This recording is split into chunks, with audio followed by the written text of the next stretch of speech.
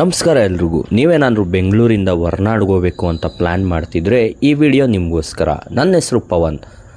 ಪ್ರತಿದಿನ Bengaluru ಮೆಜೆಸ್ಟಿಕ್ಕಿಂದ ಹೊರನಾಡಿಗೆ direct bus ಇದೆ. ನೀವೇನಾದರೂ ಹೊರನಾಡಿಗೆ ಹೋಗ್ಬೇಕಂತ ಇದ್ದರೆ ಮೆಜೆಸ್ಟಿಕ್ಕಲ್ಲಿ 8:30ರಿಂದ 9 ಗಂಟೆವರೆಗೂ ಬಸ್ಗಳಿರುತ್ತೆ. ನೀವು ಆ ಬಸ್ಸಲ್ಲಿ ಹೊರನಾಡಿಗೆ ಹೋದರೆ ಮಾರ್ನಿಂಗ್ 5ಗೆಲ್ಲ ನೀವು ರೀಚ್ ಆಗ್ತೀರಾ.